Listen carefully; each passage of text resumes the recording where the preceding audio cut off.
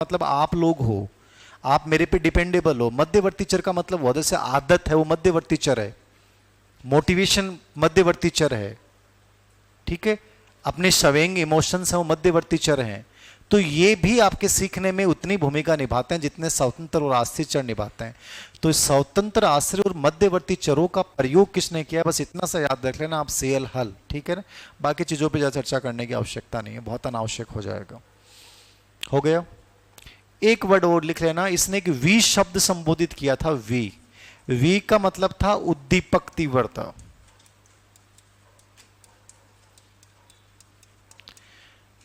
CL हल ने we शब्द का प्रयोग किसके लिए किया है, उद्दीपक तीव्रता के लिए किया। उद्दीपक तीव्रता का मतलब क्या है, उद्दीपक तो जानते ही हो आप, जो क्रिया कार्य करने के लिए प्रेरित करेगा वो क्या होगा, उद्दीपक होगा, ठीक है। ये कहता है उसकी गति जितनी बड़ी होगी आपकी सीखने की दर भी उतनी ही बड़ी होती है। भाई आपके लिए उद्दीपक कितना बड़ा है, सबसे बड़ी बात है। आपके लिए भूख कितनी बड़ी है, आपके लिए आवश्यकता कितना बड़ा है।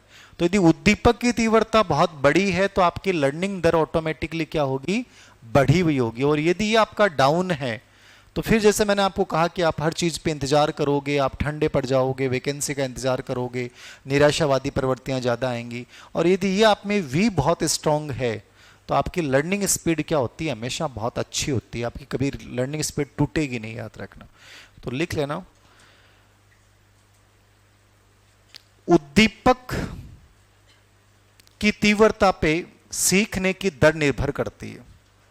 उद्दीपक की तीव्रता पे सीखने की दर निर्भर करती है। उद्दीपक की तीव्रता पे सीखने की दर निर्भर करती है।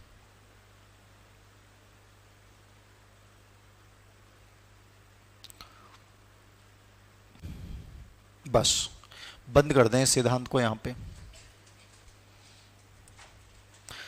चौथा व्यवहारवादी सिद्धांत है, जैसे आईपी पावलोव इंपॉर्टेंट था वैसे ये भी इतना इंपॉर्टेंट है। पिछले कुछ सालों में पावलोव से भी ज्यादा यदि प्रश्न किसी पे आए हैं तो इस पे आ रहे हैं। सिद्धांत का नाम है क्रिया प्रसूत अनुबंधन सिद्धांत।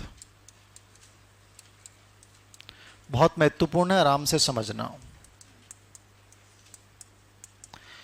ये इसका एक नाम है, लिख लें, ऑपरेट कंडीशनिंग थ्योरी।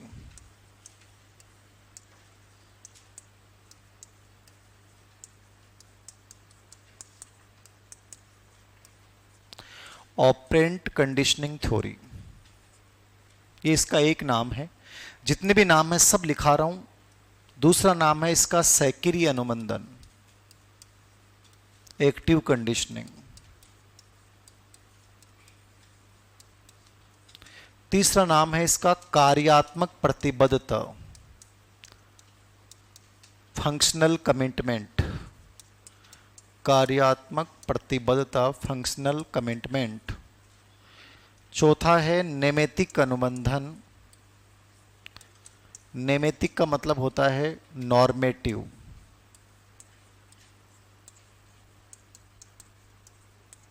नेमेतिक अनुबंधन, नॉर्मेटिव कंडीशनिंग। आरएस अनुबंधन,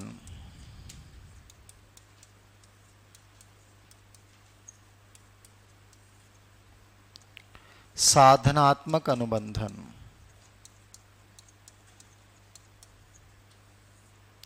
साधनात्मक अनुबंधन, साधनात्मक का मतलब इंस्ट्रूमेंटल कंडीशनिंग हो जाएगा, इंस्ट्रूमेंटल होता है साधनात्मक।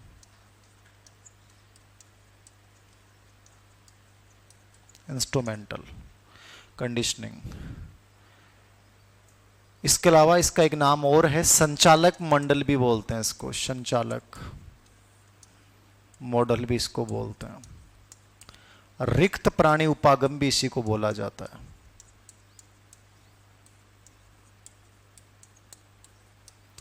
ये सब इसके नाम हैं। प्रतिपादक हैं बीएफ स्किनर, 1938 में दिया था इन्होंने।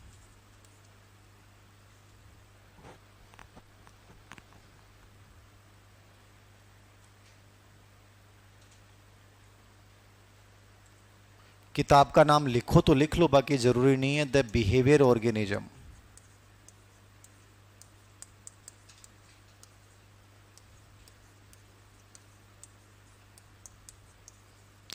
बिहेवियर ऑर्गेनिज्म, ये इनकी किताब थी, 1938 में आई थी। यद्यपि इनकी किताबों में प्रश्न आज तक नहीं आए हैं। मूल नाम है क्रिया प्रसूत अनुबंधन ऑपरेट कंडीशनिंग थ्योरी। दूसरा नाम है सक्रिय अनुबंधन, ये भी एग्जाम में आया हुआ है तो देख के जाना है। कार्यात्मक प्रतिबद्धता फंक्शनल कमिटमेंट, ये भी एग्जाम में आया हुआ है, देखना है। नेमेतिक अनुबंधन नॉर्मेटिव कंडीशनिंग, ये भी एग्जाम में आया हुआ है, ये भी देखना है। आरएस अनुबंधन एग्जाम में आया हुआ है, ये भी देखना है। ये ऊपर वाले चारों पांचों नाम आए हुए हैं। साधनात्मक अनुबंधन इंस्ट्रूमेंटल कंडीशनिंग, ये नहीं आया हुआ है। संचालक मॉडल भी इसे कहा जाता है। रिक्त प्राणी उपागम भी इसे कहा जाता है। किताब का नाम द बिहेवियर ऑर्गेनिज्म था, 1938 में किताब आई थी द बिहेवियर ऑर्गेनिज्म। अमेरिका के व्यवहारवादी मनोवैज्ञानिक हैं जिन्होंने इस सिद्धांत का प्रतिपादन किया है। The behaviour organism. एक किताब और भी थी इनकी, science and human behaviour, but आप कितनी किताबें याद करोगे, होंगी नहीं यादें आपसे। सक्रिय अनुबंधन, कार्यात्मक प्रतिबद्धता, नैमित्तिक अनुबंधन, आरएस अनुबंधन, साधनात्मक अनुबंधन, संचालक मॉडल, रिक्त प्राणी उपागम, द बिहेवियर ऑर्गेनिज्म इनकी किताब का नाम है। सब देख लेना है।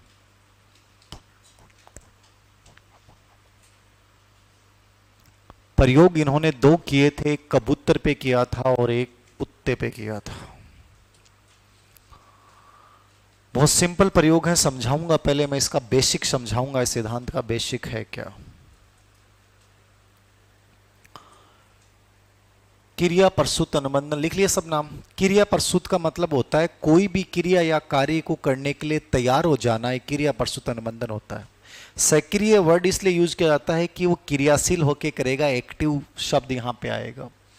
कार्यात्मक प्रतिबद्धता का मतलब जो करना है वो करेगा, फंक्शनल कमिटमेंट।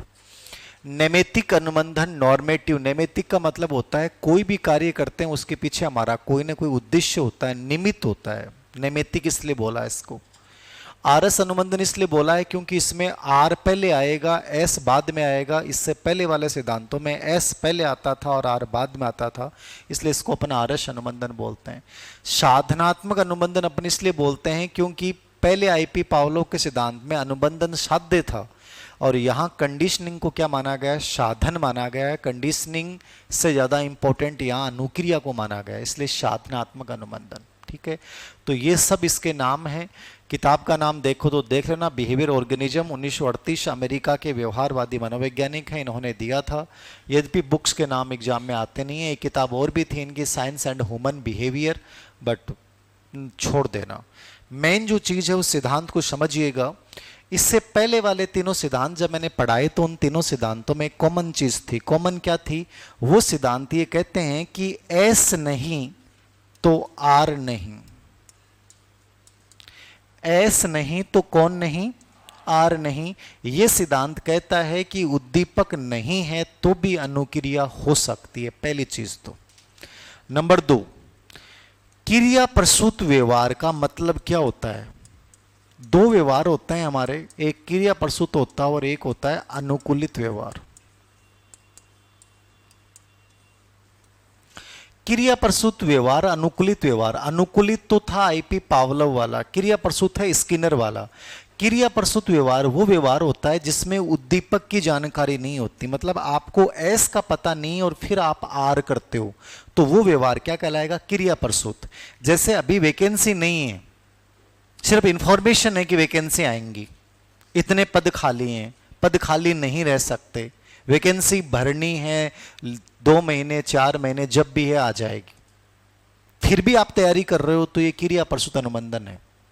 ये होता है अनुकूलित। अनुकूलित का मतलब होता है कि ऑलरेडी आपके सामने विज्ञप्ति आ चुकी है और उसके बाद आप तैयारी कर रहे हो। आपके सामने विज्ञापन आ चुका और उसको देखकर जब तुम पढ़ रहे हो तो वो व्यवहार होगा, वो क्या कहलाएगा? अनुकूलित व्यवहार। यानी उद्दीपक के आने के बाद व्यवहार करना अनुकूलित है, बिना उद्दीपक की जानकारी के करना क्या कहलाता है? क्रिया प्रसूत। तो पहली चीज दूसरी था ना समझनी है, क्रिया प्रसूत व्यवहार किसको बोलते हैं? वह व्यवहार जिसमें उद्दीपक की जानकारी नहीं होती।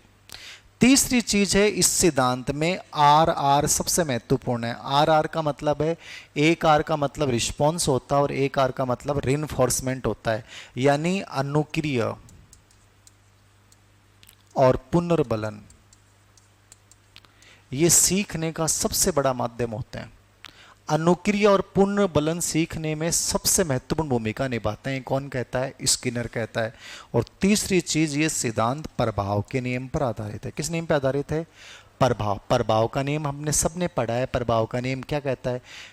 प्रभाव के नियम का कोई भी एग्जाम्पल आएगा आपको स्किनर करना है। प्रभाव का नियम ये कहता है कोई भी क्रिया कार्य हम करते हैं, उस क्रिया कार्य का परिणाम यदि अच्छा आता है तो उस क्रिया कार्य को हम बार बार करते हैं, और बार बार करते हैं तो उससे करना सीख जाते हैं। ये कौन सा नियम कहलाता है?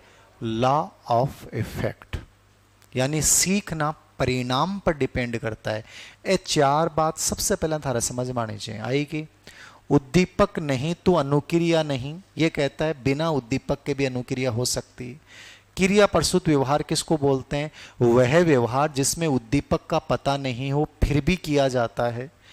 इस सिद्धांत में सबसे महत्वपूर्ण दो क्रियाएं कौन सी हैं? आर आर, अनुक्रिया और पुनर्बलन। और यह सिद्धांत कौन से नियम पे आधारित है? प्रभाव के नियम पे। कौन से नियम पे आधारित है? प्रभाव के नियम पे। ये बेसिक चीजें आपको पता होनी चाहिए, उसके बाद मैं आगे बताऊंगा। लिखो पहले इनको। यह सिद्धांत यह कहता है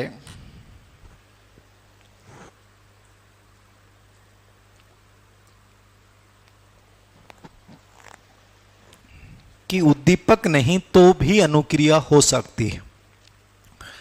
यह सिद्धांत यह कहता है कि उद्दीपक नहीं तो भी अनुक्रिया हो सकती है।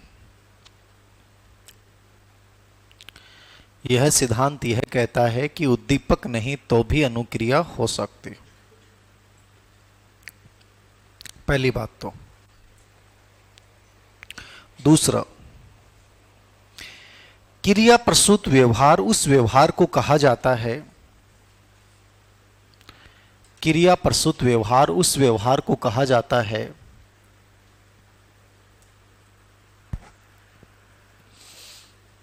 जिसमें उद्दीपक की जानकारी का पता नहीं हो। क्रिया प्रसूत व्यवहार उस व्यवहार को कहा जाता है जिसमें उद्दीपक की जानकारी का पता नहीं हो। क्रिया प्रसूत व्यवहार उस उद्दीपक को कहा जाता है, क्रिया प्रसूत व्यवहार उस व्यवहार को कहा जाता है जिसमें उद्दीपक की जानकारी का पता नहीं हो।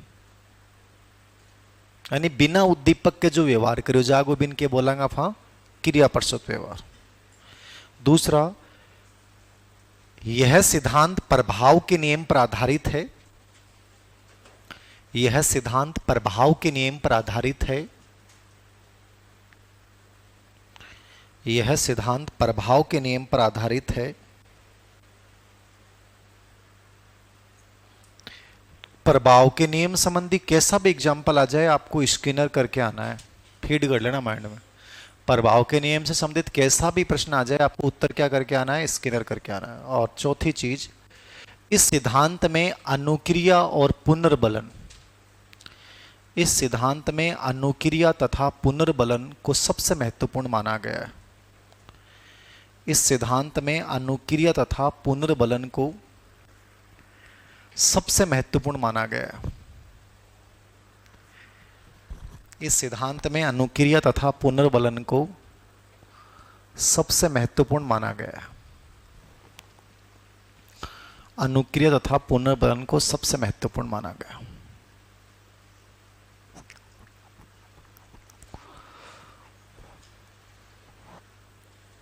ये याद रखना। ये बेसिक चीजें हो गई जो आपको सबसे पहले जाननी। अब मैं इसका प्रयोग समझा रहा हूं। इसका प्रयोग क्या था? इसने कबूतर, खरगोश, उस पे कबूतर और चूहे पे प्रयोग किया। बहुत सिंपल सा प्रयोग है, बस समझ लो आप। ये इसने बॉक्स लिया, यहां एक लीवर लगा हुआ है, दरवाजा बॉक्स लगा हुआ है, ये लीवर लगा हुआ है, ये जार लगा हुआ है।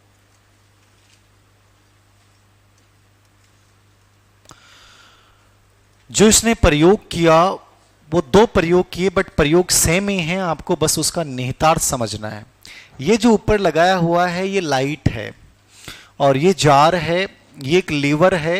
ये लीवर दबेगा तो खटखट की आवाज आएगी और इसमें अनाज के दाने आ जाएंगे। किसके दबने पर? लीवर के दबने पर खटखट की आवाज का आना और अनाज के दानों का आ जाना।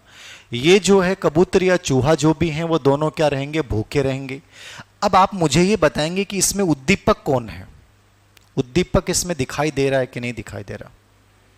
नहीं दिखाई दे रहा। आईपी पावलो का जब मैंने प्रयोग पढ़ाया था आपको, तो वहां कुत्ते के सामने सबसे पहले यूसियस दिया, भोजन दिया। भोजन देने के बाद उसने क्या टपकाई? ला।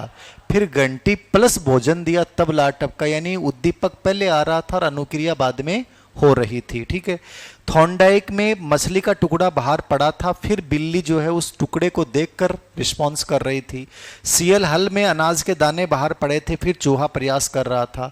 ये उन तीनों से पहला सबसे मेजर डिफरेंस इसका यही, और यही समझ में आना चाहिए कि इस सिद्धांत में पहले हमें उद्दीपक दिखाई नहीं देता है। उन तीनों में पहले से ऑलरेडी उद्दीपक था, फिर वो उद्दीपक को देख के रिस्पॉन्स कर रहा था। यहां पे वो पहले क्या करेगा? अनुक्रिया करेगा। क्या करेगा? अनुक्रिया करेगा, रिस्पॉन्स करेगा। तो यहां आर इंपॉर्टेंट है। क्या इंपॉर्टेंट है? आर। अब ये अनुक्रिया कर रहा है, भूखा है बेचारा, तो भूखा है, अनुक्रिया कर रहा है, और बार बार जब इधर उधर उछला कूदा तो इसका पैर इस पे पड़ा। पड़ते ही खटखट की आवाज आई, और आवाज के साथ इसमें अनाज के दाने आ गए। किस में आ गए ना दाने? इस जार में आ गए। अब ये जाके देखेगा कि आवाज कहां से आई, तो एक ही जगह जहां जाके देख सकता है। इसने जाके देखा तो अंदर क्या मिले इसको? अनाज के दाने मिले। अब अनाज के दानों ने किसका काम किया? प्रभाव के नियम का काम किया। ये भूखा था, अनाजदानों ने इसकी भोजन की आवश्यकता को पूरा कर दिया। अब जब अगले दिन जब दोबारा भूख लगेगी तो ये क्या करेगा? ये अनुक्रिया करेगा। क्या करेगा? ये अनुक्रिया करेगा। वही अनुक्रिया करेगा जो अनुक्रिया करने से इसको क्या मिला था? भोजन मिला था। उस अनुक्रिया को ये क्या करेगा? बार बार रिपीट करेगा। बार बार रिपीट करेगा तो उस अनुक्रिया को क्या करना सीख जाएगा। यही तो प्रभाव का नियम कहता है। कोई भी क्रिया कार्य को जब हम बार बार करते हैं और बार बार करते हैं तो उससे करना सीख जाते हैं। लेकिन कोई भी क्रिया कार्य हम क्यों करते हैं? जब उस क्रिया कार्य का परिणाम अच्छा आता है। अच्छा आएगा तो बार बार करेंगे, और बार बार करेंगे तो करना सीख जाएंगे। पूरे सिद्धांत में जो काम की बात है, सार की बात यह है, ये पहले रिस्पॉन्स करेगा, रिस्पॉन्स करने के बाद परिणाम अच्छा आएगा तो उस रिस्पॉन्स को बार बार रिपीट करेगा, और बार बार रिपीट करेगा तो उस अनुक्रिया को करना सीख जाएगा। 10 दिन प्रयोग किया गया, 11वें दिन इस लीवर को दबाना कबूतर और चूहा सीख गया, क्योंकि अनुक्रिया के बाद इसको पुनर्बलन मिल रहा था। यदि प्रभाव का नियम यहाँ काम नहीं करता, पुनर्बलन नहीं मिलता, तो ये इस अनुक्रिया को दोबारा से रिपीट नहीं करता। लेकिन इस सिद्धांत में सबसे इंपॉर्टेंट चीज क्या होगी? अनुक्रिया, और अनुक्रिया के बाद मिलने वाला पुनर्बलन। बाकी कुछ भी नहीं है। बताओ ये समझ में आया कि नहीं आया? कोई डाउट है किसी को? कुछ भी डाउट हो किसी को? आ गया? क्लियर है? प्रयोग किस पे किया गया? कबूतर चूहे पे। ये पहले अनुक्रिया करता है, अनुक्रिया करने के बाद पुनर्बलन मिलता है, पुनर्बलन मिलता है तो ये बार बार करता है, बार बार करता है तो करना सीख जाता। लिख लो। इस सिद्धांत में सफेद चूहे और कबूतर पे प्रयोग किया गया। इस सिद्धांत में सफेद चूहे और कबूतर पे प्रयोग किया गया। इस सिद्धांत में सफेद चूहे और कबूतर पे प्रयोग किया गया। इस सिद्धांत में सफेद चूहे और कबूतर पे क्या किया गया? प्रयोग किया गया। सफेद चूहे और कबूतर पे क्या किया गया? प्रयोग।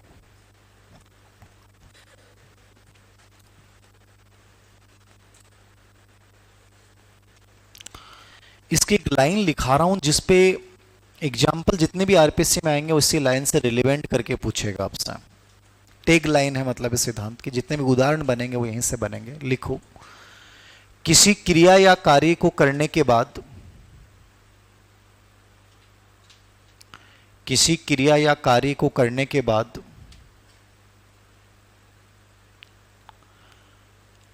बल प्रदान करने वाला उद्दीपक मिलता है। किसी क्रिया या कार्य को करने के बाद यदि बल प्रदान करने वाला उद्दीपक मिलता है, किसी क्रिया कार्य को करने के बाद यदि बल प्रदान करने वाला उद्दीपक मिलता है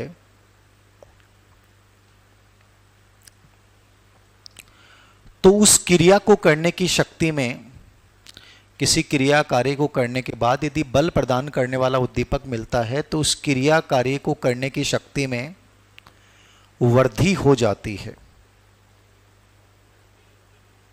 उस क्रिया कार्य को करने की शक्ति में क्या हो जाती है? वृद्धि हो जाती है।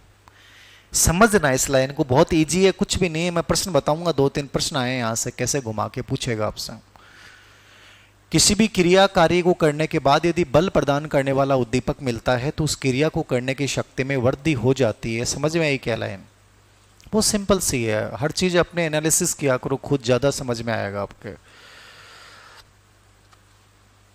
कोई क्रिया कार्य किया आपने, कोई भी व्यवहार किया, मान लीजिए कुछ भी, छोटा बड़ा कुछ भी, और उसके बदले में आपको कोई प्रोत्साहन मिला, उद्दीपक बल प्रदान करने वाला मिला। मान लीजिए आपने मेरे को नमस्ते किया, मैंने आपसे अच्छे से रिस्पांस किया। आपने किसी बड़े बुजुर्ग के पैर छुए तो उन्होंने कहा कि बेटा खुश रहो, आपकी गवर्नमेंट जॉब लगे।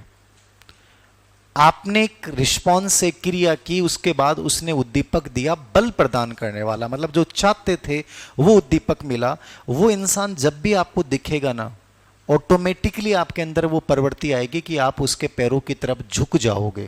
क्यों झुक जाओगे? क्योंकि आपने अनुक्रिया की, अनुक्रिया करने के बाद उद्दीपक बढ़िया मिला। मान लीजिए आप उसके पैर छूते और वो कहता है ठीक है रहने दे बस, तो वो आदमी जब भी दिखता कि आप दोबारा उसे प्रणाम करोगे क्या? नहीं करोगे। ये नेचुरल प्रोसेस है। समझ रहे हैं मैं क्या कहना चाह रहा हूं? कोई भी क्रिया कार्य करने के बाद बल प्रदान करने वाला उद्दीपक मिलेगा तो उस क्रिया करने की शक्ति ऑटोमेटिकली क्या होती है? बढ़ जाती है। यदि पुरस्कार हमें नहीं मिलता है, हम किसी के साथ व्यवहार करते हैं और बदले में हमें नकारात्मक चीज मिलती है, तो वो अनुक्रिया दोबारा कभी भी रिपीट नहीं होगी। आप मेरी क्लास लेने आए और आपको लगा कि सर बहुत अच्छा पढ़ा रहे हैं, तो आपकी जो क्लास लेने की अनुक्रिया ऑटोमेटिकली बढ़ जाएगी। वरना आप कह दोगे रहने दो रे यार, कोई मतलब नहीं है, कोई मतलब ही नहीं है। आपको क्लास में आके अच्छा फील ही नहीं हुआ, आपको वो कंटेंट समझ में ही नहीं आया, तो आप मेरी क्लास लेने दोबारा क्यों आएंगे? क्योंकि आपको बल प्रदान करने वाला उद्दीपक ही नहीं मिल रहा है। कोई भी क्रिया की पुनरावृत्ति तब बढ़ती है जब हमें उसको करने के बाद संतुष्टि मिलती है। अब जैसे 2 प्रश्न आ गए इस पे, आरपीएससी ग्रेड फर्स्ट में एक फिजिक्स में प्रश्न पूछा, दंड व पुरस्कार के प्रयोग द्वारा किसी अनुक्रिया की प्रायिकता में वृद्धि हो जाती है, इसका संबंध किस? अब ये एग्जाम किसी किताब में नहीं लिखा हुआ है, ये जो मैंने लाइन लिखा है इसी से एग्जामिनर जोड़ के बना रहा है। हमने पढ़ा कि किसी क्रिया को करने के बाद बल प्रदान करने वाला उद्दीपक मिलता है तो क्रिया करने की शक्ति क्या हो जाती है? बढ़ जाती है। ये कह रहा है कि दंड व पुरस्कार के प्रयोग द्वारा किसी अनुक्रिया की प्रायिकता में वृद्धि हो जाती है। भाई आप दंड और पुरस्कार का प्रयोग करेगा तो अनुक्रिया की प्रायिकता मतलब बार बार वो अपने आप क्या हो जाएगी? बढ़ जाएगी। तीसरा प्रश्न एजुकेशन नेट में पूछा गया, पुरस्कृत होने पर किसी व्यवहार प्रतिमान की बारंबारता बढ़ जाती है, ये कथन, इस कथन का संबंध किस सिद्धांत से है? 3 प्रश्न है, लाइन एक ही है लेकिन तीनों की भाषा क्या है? डिफरेंट है। ये मनोविज्ञान है सर। आपको इसके लिए तैयार रहना है। आप रट के, यदि आप सोच रहे हो कि मैं लाइन रट के चला जाऊंगा मेरा प्रश्न सही हो जाएगा, ये दोनों जो प्रश्न पूछे हैं किसी किताब से नहीं पूछे हैं, एग्जामिनर ने खुद बनाए। आपको इतना समझना है, लॉ ऑफ इफेक्ट से रिलेवेंट कोई भी चीज आएगी वहां मुझे स्कैनर करना है। ये तुम एक रटने का एक तरीका अपना सकते हो बस। बाकी दंड और पुरस्कार का प्रयोग जहां भी होगा तो अनुक्रिया की प्रायिकता बढ़ जाती है। पुरस्कृत होने पर व्यवहार प्रतिमान की बारंबारता, वहां प्रायिकता वर्ड आ गया, यहां बारंबारता आ गया। और मैंने जो लाइन किताबी लैंग्वेज लिखा है उसमें शक्ति बढ़ जाती है। तो भाषा तो बदलेगी। आपको इसके लिए तैयार भी रहना है कि ये लाइन कहना क्या चाह रही है वो मेरे समझ में आना चाहिए। तो ये लाइन समझ में आ गई? कोई बच्चे का डाउट है किसी में? क्लियर है लाइन? कोई भी व्यवहार करेंगे उसके बाद यदि हमें पुरस्कार या प्रोत्साहन मिलेगा तो वो व्यवहार ऑटोमेटिकली बार बार क्या करेंगे? अपन रिपीट करेंगे। और पुरस्कार नहीं मिलता है तो व्यवहार प्रतिमान की बारंबारता ऑटोमेटिकली कम होती जाती है। ठीक है, अब मैं इसके जितने टेक्निकल वर्ड्स हैं वो समझा रहा हूं इस सिद्धांत के। अब पहले तो पेपर इतना तक ही आता था, अब लास्ट आप पेपर्स देखोगे 2022 वाले आरपीएससी के 23 सेकंड ग्रेड के, तो वहां आप देखोगे टर्मिनोलॉजी बहुत आई है कि स्किनर से रिलेवेंट वर्ड है या नहीं है, पावलोव से रिलेवेंट। तो इसके जितने भी शब्द हैं वो सब मैं समझा रहा हूं क्योंकि एक को छोड़ के बाकी सब परीक्षा में आए हुए हैं। लिखो क्या क्या इसने यूज किया है शब्द। जितने शब्द हैं सब पर्सन दो तरीके से पूछेगा। कुछ टेक्निकल वर्ड्स बहुत इंपॉर्टेंट है, उनके अंदर से एग्जाम्पल बना देगा। कुछ टेक्निकल वर्ड्स पे सीधा पर्सन, जैसे आरपीसी का पैटर्न सीधा सा ये अभी तक ये रहा है कि स्किनर के सिद्धांत से जुड़ा हुआ शब्द नहीं है, तो वहां नाम दे देगा विलोपन, सौतः, पुनर्लाभ, अंतर्नोद, कौन सा नहीं है। तो आपको पता होना चाहिए कि क्या चारों वर्डों का यूज किया है क्या इसने। पहला शब्द है श्रृंखला, चैनिंग। अभी आ गया एग्जाम में। श्रृंखला क्या है? चैनिंग शब्द का प्रयोग हुआ है क्या स्किनर में? बस इतना याद करना आपको।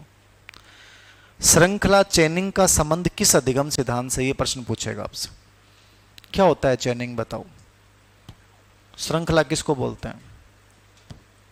क्या है चैनिंग? आप इतना याद कर जाना कि श्रृंखला शब्द का प्रयोग स्किनर ने अपने अधिगम सिद्धांत में किया है। श्रृंखला का मतलब ये होता है, ये कहता है एक अनुक्रिया के संकेत दूसरी अनुक्रिया के संकेत से जुड़े हुए होते हैं। मतलब अनुक्रिया जो होती है तो दूसरी अनुक्रिया होगी वो पहली अनुक्रिया से रिलेवेंट होगी। ऐसे नहीं कि आपका पहला रिस्पांस बहुत डिफरेंट था, तीसरा रिस्पांस एकदम डिफरेंट है। हर अनुक्रिया दूसरी अनुक्रिया से क्या होती है, एक सीक्वेंस में चलती है। इसलिए इसने एक शब्द का इस्तेमाल किया है श्रृंखला। क्या किया है? श्रृंखला। आपको इतना याद रखना श्रृंखला, बाकी मैं लाइन लिखा रहा हूं, लिख लो। एक अनुक्रिया के संकेत दूसरी अनुक्रिया से जुड़े हुए होते हैं। एक अनुक्रिया के संकेत दूसरी अनुक्रिया से जुड़े हुए होते हैं।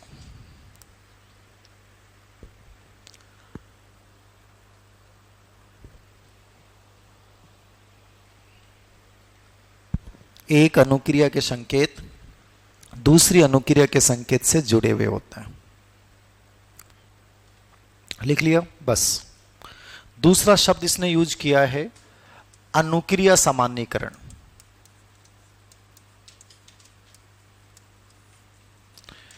अनुक्रिया सामान्यीकरण क्या होता है? Response generalisation. मैंने जब आईपी पावलोव पढ़ाया था तो वहां एक वर्ड लिखाया था उद्दीपक सामान्यीकरण, और यहां जो मैं शब्द लिखा रहा हूं वो लिखा रहा हूं अनुक्रिया सामान्यीकरण। रिस्पॉन्स जनरलाइजेशन क्या होता है, स्टिमुलस जनरलाइजेशन क्या होता है? अनुक्रिया सामान्यीकरण का मतलब है कि सिद्धांत पूरा अनुक्रिया पे टिका हुआ है। यह कहता है जिस अनुक्रिया पे आपको प्रोत्साहन मिल गया वह अनुक्रिया हर जगह रिपीट होना शुरू हो जाएगी। इसको इसने क्या नाम दे दिया? अनुक्रिया। उसमें एक उद्दीपक से जुड़ी हुई चीजों को देखकर हर उद्दीपक से रिलेवेंट कर रहा है, और इसमें क्या कर रहा है, वो रिस्पॉन्स जो है वो बार बार क्या करेगा? रिपीट। इसलिए अनुक्रिया सामान्यीकरण। लिख लो, एक ही अनुक्रिया की बार बार पुनरावृत्ति होना। एक ही अनुक्रिया की बार बार पुनरावृत्ति होना। एक ही अनुक्रिया की बार बार पुनरावृत्ति होना। एक ही अनुक्रिया की बार बार क्या होना? पुनरावृत्ति होना। इसको अपन क्या बोलते हैं? अनुक्रिया सामान्यीकरण। इसको अपन अनुक्रिया सामान्यीकरण बोलते हैं। तीसरा,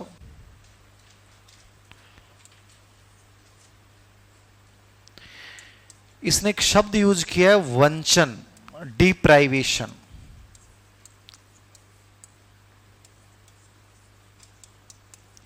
वे छोटे वर्ड हैं बट एग्जाम में आ जाते हैं, कंफ्यूज हो जाते हैं। यार वंचन शब्द का प्रयोग कहां किया, क्या था? क्या था वंचन, डिप्राइवेशन? वंचन से, वैसे नाम से तो कुछ समझ में आ रहा होगा वंचन आपके। क्या है वंचन?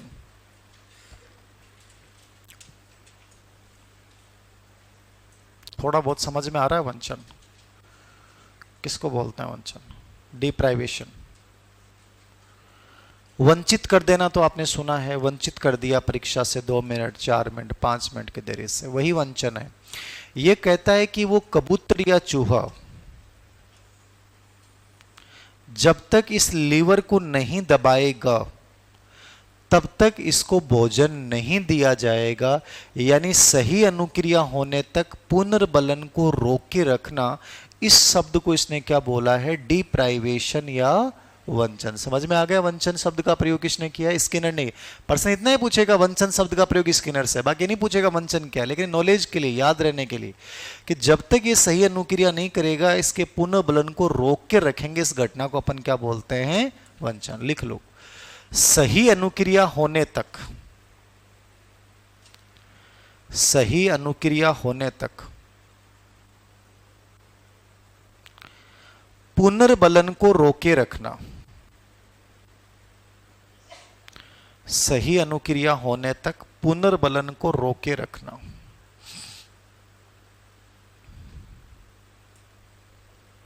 क्या करे रखना? रोके रखना। इसको अपन क्या बोलेंगे? वंचन, डिप्राइवेशन। चौथा वर्ड इसने यूज किया है संचयी रिकॉर्डिंग। ये आए हुए हैं सबके सब प्रश्न, सीधे नाम पूछेगा, इससे रिलेवेंट है कि नहीं है। संचयी रिकॉर्डिंग। संचय क्या होता है? कम्युलेटिव, कम्युलेटिव बोलते हैं संचय को। क्या संचय करेंगे अपन? ये जो कबूतर या चूहा है, ये अनुक्रिया किस दर से करेगा? ये पुरस्कार इसको मिला, तो जब अगली बार अपन देखेंगे तो नेक्स्ट डे इसकी स्पीड में कोई फर्क आया क्या? थर्ड डे इसकी स्पीड में फर्क आया क्या? फोर्थ डे इसकी स्पीड में फर्क आया क्या? हम ये नोट करेंगे। तो इसके लिए ये संचय रिकॉर्डिंग का इस्तेमाल किया जाएगा। ये क्या करता है? ये जो अनुक्रिया है, इस अनुक्रिया की दर को मापता है। किसको मापता है? अनुक्रिया की दर को मापता है। इसके लिए कौन सा यंत्र का प्रयोग किया गया है? संचय रिकॉर्डिंग। तो लिख लो, इसके द्वारा अनुक्रिया की दर को मापा जाता है। संचय रिकॉर्डिंग, इसके द्वारा अनुक्रिया की दर को मापा जाता है। इसके द्वारा अनुक्रिया की दर को मापा जाता है।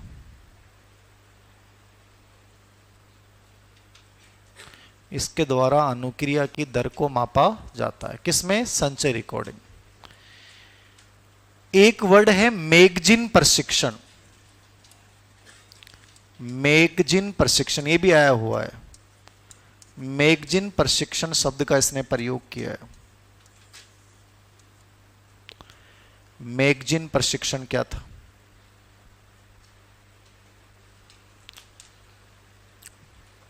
किसको बोलेंगे मैगजीन प्रशिक्षण? नाम से तो कुछ भी नहीं लगेगा आपको, नाम तो सब आपको ऐसा लगेगा कि हिंदी वाले भाव आएंगे। पत्रिका प्रशिक्षण, मैगजीन प्रशिक्षण। ये जो कबूतर या चूहा है, ये जैसे ही वो आवाज आती है खटखट की, तो आवाज आने पे इस जार के पास क्यों जाएगा? इस जार के पास क्यों आएगा वो?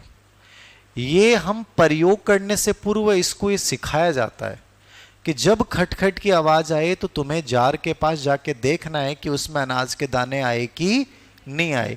ये जो ट्रेनिंग अपन देते हैं, इस वर्ड को इसने संबोधित किया है मैगजीन प्रशिक्षण। लिख लो, कबूतर या चूहे का जार के पास जाने का प्रशिक्षण। कबूतर या चूहे का जार के पास जाने का प्रशिक्षण।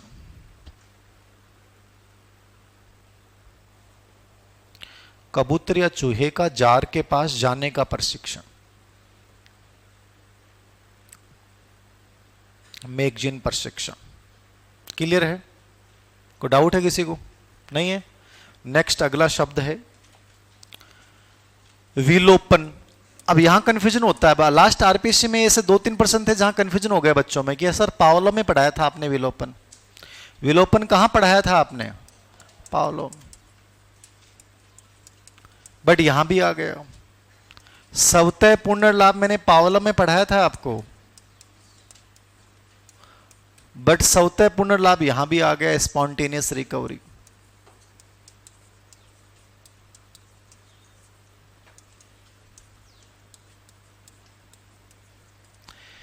विलोपन और स्वतः पुनर्लाभ आईपी पावलोव ने यूज किए थे, कोई डाउट नहीं, आईपी पावलोव करना है।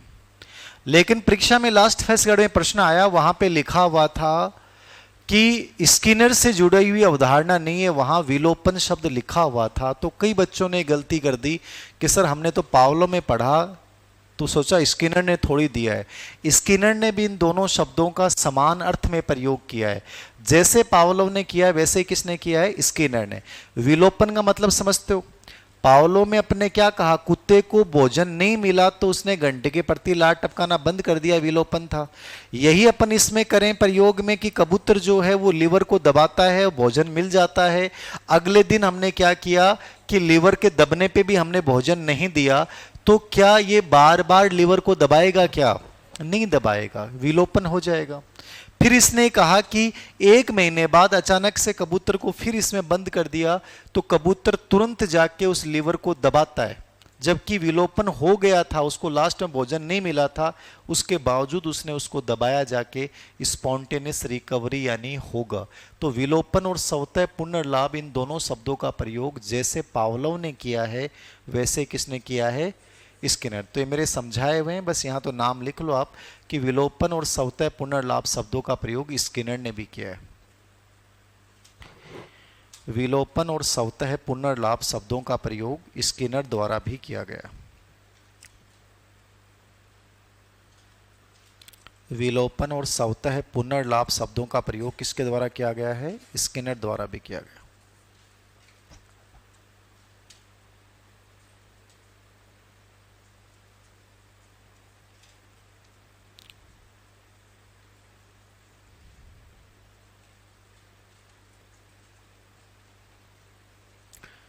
एक लास्ट ग्रेड फेस्ट में एक प्रश्न था, उसमें एक ऑप्शन लिखा हुआ था अंतर्नोद, जबकि किसी किताब में जरूरी नहीं है लिखा मिले अंतर्नोद। आप ये देख लो कि व्यवहारवादी जितने भी सिद्धांत हैं उनमें पुनर्बलन और अंतर्नोद का प्रयोग सब जगह हुआ। तो ये मतलब अजीब सी मिस्टेक अपन लोग कराते हैं। हर चीज आपको पढ़ने की जरूरत नहीं होती, कुछ चीजें कॉमन सेंस की चीजें होती हैं। मैंने हर प्रयोग में एक लाइन बोली है कि जितने भी जानवरों पे प्रयोग किया गया वो जानवर भूखे थे। क्या थे वो जानवर? भूखे थे। भूखे का मतलब क्या हो गया? उनमें अंतर्नोद तो हमेशा सब में प्रयोग हुआ, बिना ड्राइव के तो व्यवहारवादी सिद्धांत होते ही नहीं है। तो ये प्रश्न था इस बार कि क्या अंतर्नोद जो है वो इससे रिलेवेंट है कि नहीं है। अंतर्नोद जानते हो क्या? ड्राइव। क्या होता है अंतर्नोद? ड्राइव। ड्राइव मतलब चालक, यानी हर प्रयोग में अंतर्नोद तो रहे रहेगा। यदि ये कबूतर या चूहा भूखा नहीं होता तो ये अनुक्रिया क्यों करेगा? ये क्यों ही प्रयास करेगा? तो अंतर्नोद तो हर जगह आएगा। अंतर्नोद तो क्या आएगा? हर जगह आएगा। तो लिख लो अंतर्नोद ड्राइव का प्रयोग हुआ है सिद्धांत में। अंतर्नोद का मतलब समझते हो ना आप? चालक, भूख जैसे चालक था, अंतर्नोद था। तो भूखा नहीं होगा तो वो रिस्पॉन्स करेगा ही नहीं, अनुक्रिया नहीं करेगा।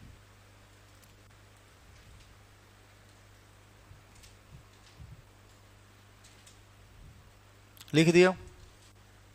कोई डाउट है यहां तक? कितने कॉन्सेप्ट हो गए? 8 हो गए क्या? 9 नंबर पे लिखो, इसने शाब्दिक व्यवहार के 4 प्रकार बताए। यद्यपि एग्जाम में आया नहीं है बट फिर भी मैं रिस्क लेना नहीं चाहता इसके ऊपर क्योंकि इंपॉर्टेंट व्यक्ति है। ये कहता है शाब्दिक व्यवहार 4 प्रकार का होता है। आपसे भी पूछ लेने की शाब्दिक व्यवहार की चर्चा किसने की है, तब भी आपको क्या बताना है? तब भी आपको स्किनर बताना। शाब्दिक व्यवहार के इसने 4 प्रकार बताए। मांड, टेक्ट, प्रतिध्वनिक व्यवहार और ऑटोकिल्टिक व्यवहार।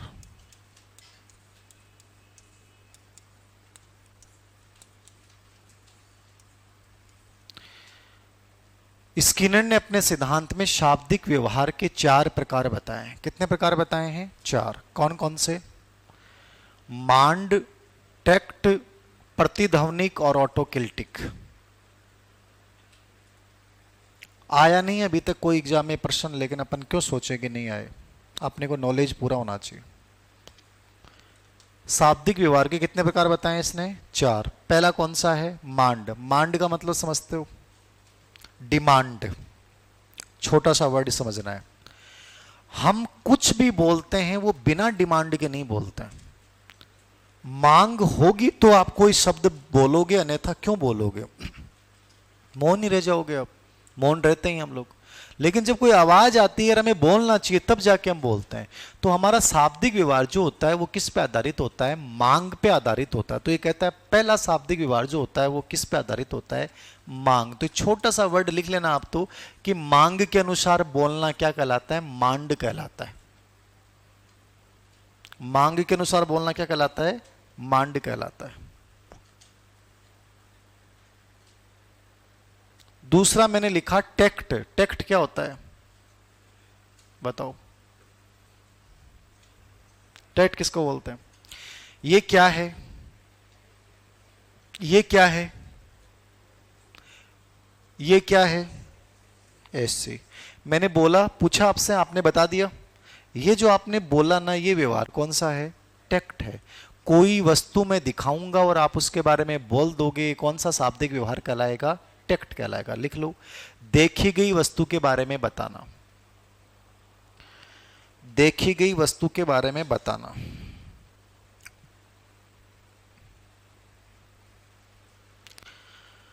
देखी गई वस्तु के बारे में बताना, टेक्ट हो गया। तीसरा है प्रतिध्वनिक व्यवहार।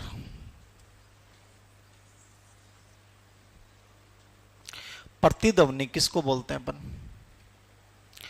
कोई चीज के बारे में हुबहू बोल देना।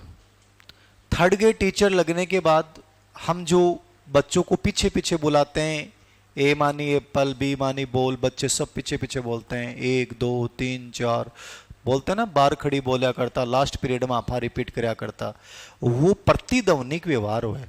गुरुजी बोल दिया और पीछे पीछे सगला टाबर एक सुर में बोलेगा, इन बोला आफा कौन सो शाब्दिक व्यवहार? हुबहू। क्या बोलते हैं इसको? हुबहू। तो लिखना हुबहू बोलना, एज इट इज रिपीट करना, हुबहू बोलना। लिख लिया। अंतिम व्यवहार है ऑटोकिल्टिक। ऑटोकिल्टिक का मतलब होता है स्वतः, जब अपन दूसरों के आधार पे ऑटोमेटिकली बुरा बोलना शुरू कर दें, ठीक है ना। दूसरों का अनुकरण करते हुए अपने मन में अच्छा होती है कि अपने को बोलना चाहिए, तो स्वतः जो अपन शाब्दिक व्यवहार करते हैं उसको अपन बोलते हैं ऑटोकिल्टिक। तो लिख लो, दूसरों पे आधारित स्वतः व्यवहार। दूसरों पे आधारित स्वतः व्यवहार ऑटोकिल्टिक कहलाएगा। दूसरों पे आधारित स्वतः व्यवहार क्या कहलाएगा? ऑटोकिल्टिक।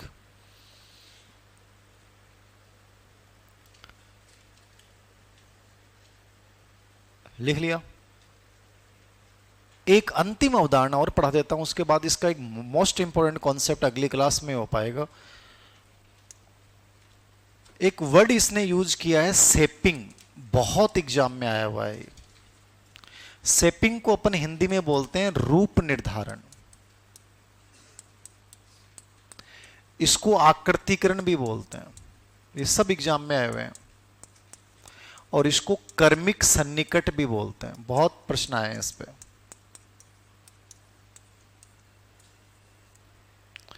इसको रूपायतन भी बोल सकते हो आप। सेपिंग रूपायतन कह दो, रूप निर्धारण कह दो, आकृतिकरण कह दो, कर्मिक सन्निकट कह दो, बहुत आता है परीक्षा में।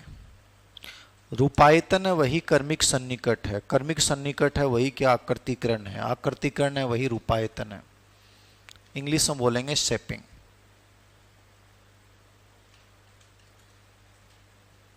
बहुत सिंपल सा वर्ड है। शेपिंग का मतलब समझ रहे हो? शेप देना, आकार देना। मैं आपके व्यवहार को बदल सकता हूं, शेप दे सकता हूं। कैसे दूं? तो मैं क्या करूंगा? पुनर्बलन का न्याय संगत प्रयोग करके तुम्हें, तुम्हारे व्यवहार को बदल सकता हूं। यह शेपिंग है। समझ में आई बात? शेपिंग का मतलब क्या हुआ? क्या कॉन्सेप्ट ये कहता है? आपकी अनुक्रियाओं पर पुनर्बलन का न्याय संगत प्रयोग करके जो तुम्हारे व्यवहार को बदलूंगा, यह मेथड क्या कहलाएगा? शेपिंग कहलाएगा। नहीं समझ में आया? जैसे मान लो ये हैं, इनको मैंने खड़ा किया और आपने 10 में से 2 प्रश्नों के जवाब दिए। कितने के दिए? 2। और मैंने आपको कहा शाबाश, प्राउड ऑफ यू, बैठ जाओ। कैसा लगेगा आपको?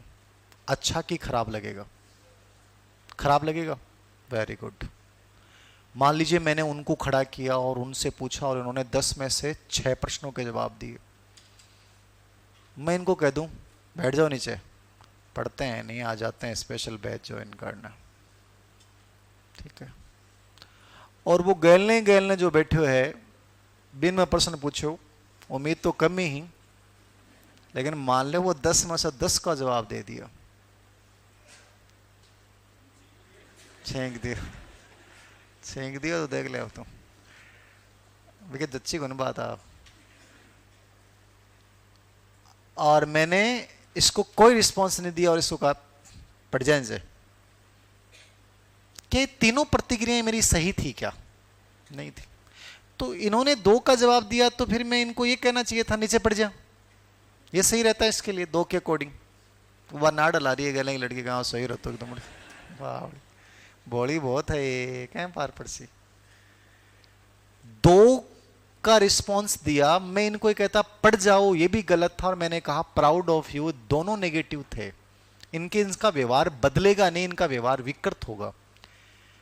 इन्होंने 2 का जवाब दिया, मैं इनको कहता ठीक है, बट मेरा रिस्पॉन्स, मेरे चेहरे का एक्सप्रेशन ऐसा होता है, इनको लगता है यार मुझे और मेहनत करनी है। मैं दिन को करता पढ़ जानी चाहिए, तो इनको लगता है यार 2 के तो जवाब दिए थे, मतलब इनमें और नेगेटिविटी आ जाती, तो मैं इसको ठीक सा बोल के, और चेहरे के मेरे रिएक्शन इतने अच्छे नहीं होते, इनको लगता कि सर और मेहनत करनी। इन्होंने 6 के जवाब दिए, तो मैं 6 में कहता अच्छा है, बट मेरे चेहरे पे एक्सप्रेशन बहुत अच्छे वाले नहीं आए। जो 10 वाले जवाब दिया, मैं उनको कहता very good, proud of you, excellent. जैसा जवाब वैसा पुनर्बलन, इसको अपन क्या बोलेंगे? सेपिंग। समझ रहे हो? आपने अपने घर में बच्चे ने कहा पापा देखो आज मेरे मैथ में 10 में से 10 नंबर आए, और आपने कहा वेरी गुड, शाबाश। फिर आपने कहा बेटा एक पानी का गिलास लेके आ, बच्चा दौड़ के पानी का गिलास ले, वेरी गुड, शाबाश मेरे गोलू। फिर कहा बेटा पौधों में पानी डाल दे, और आपने कहा वेरी गुड, शाबाश। वो वेरी गुड और शाबाश अपने अर्थ को खो देंगे। बच्चा लगेगा यार वो सुबह उठा जना वेरी गुड शाबाश करने लगे, नंबर लाऊं जना वेरी गुड, पानी को गिलास में पकड़ा दूं तो ही वेरी गुड। समझ रहे हो आप? उसके व्यवहार को यदि आकार देना है, तो उसने जैसा काम किया है उसके अकॉर्डिंग पुण्य बलन दो। इस घटना को अपन क्या बोलेंगे? सेपिंग। बताएं समझ में आया कि नहीं आया? लिख लें। बालक के व्यवहार में वांछित परिवर्तन लाने के लिए, बालक के व्यवहार में वांछित परिवर्तन लाने के लिए, बालक के व्यवहार में वांछित परिवर्तन लाने के लिए पुनर्बलन का न्यायसंगत प्रयोग,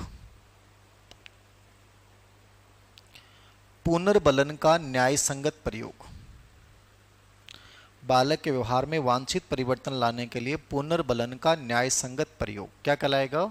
सेपिंग कहलाएगा। क्लियर है?